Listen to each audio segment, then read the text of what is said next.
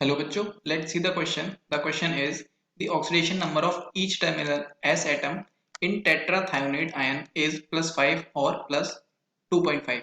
हमसे इस क्वेश्चन में पूछा है कि जो हमारे पास में टेट्राथायोनेट आयन होता है उसमें जो टर्मिनल वाले S होते हैं, टर्मिनल वाले जो सल्फर होते हैं उनका ऑक्सीडेशन नंबर कितना आएगा. क्लियर? तो चलिए इसका सोल्यूशन देख लेते हैं.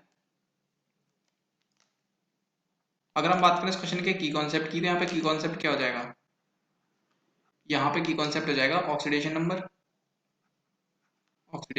नंबर. तो देखिए ऑक्सीडेशन नंबर बेसिकली होता क्या है. तो कोई एटम जब किसी दूसरे एटम के साथ में अपना केमिकल बॉन्ड बनाता है तो वो जितने इलेक्ट्रॉन्स को लूज या फिर गेन करता है उस नंबर को क्या बोलते हैं, ऑक्सीडेशन नंबर बोलते हैं.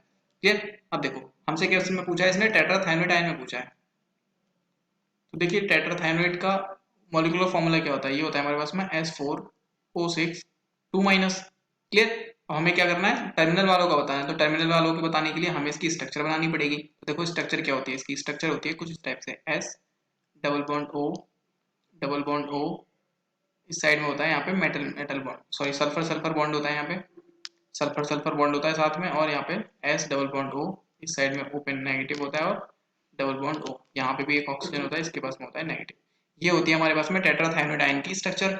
अब देखिए हम क्या करेंगे, यहाँ पे बॉन्ड ब्रेकिंग मेथड से इसका ऑक्सीडेशन नंबर फाइंड करेंगे.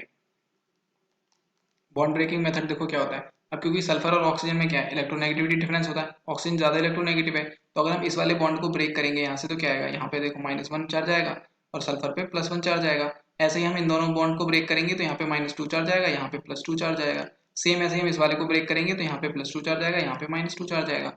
और देखो अगर हम इस सल्फर सल्फर वाले बॉन्ड को ब्रेक करते हैं तो यहाँ पे कोई चार्ज नहीं आएगा क्योंकि इन दोनों के बीच में कोई इलेक्ट्रोनेगेटिविटी डिफरेंस नहीं है. और सेम इस साइड में होगा, जैसा इधर है वैसे ही इधर है, क्योंकि देखो दोनों टर्मिनल वाले जो सल्फर है वो सेम अटैचमेंट से लगे हुए हैं.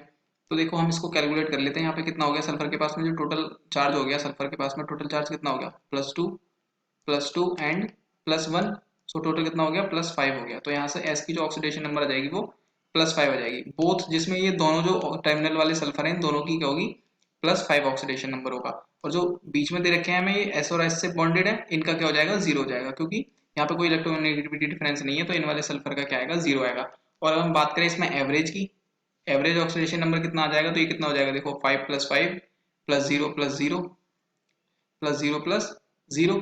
इसका जब हम एवरेज निकालेंगे डिवाइड बाई 4 कर देंगे तो कितना हो जाएगा, यहाँ पे आ जाएगा 2.5. क्लियर? 2.5 हो जाएगा इसका एवरेज ऑक्सीडेशन नंबर. लेकिन हमसे पूछा था टर्मिनल वालों का, तो टर्मिनल वालों का कितना हो जाएगा, +5 हो जाएगा. सो +5 is the right answer. I hope you understood well. Best of luck.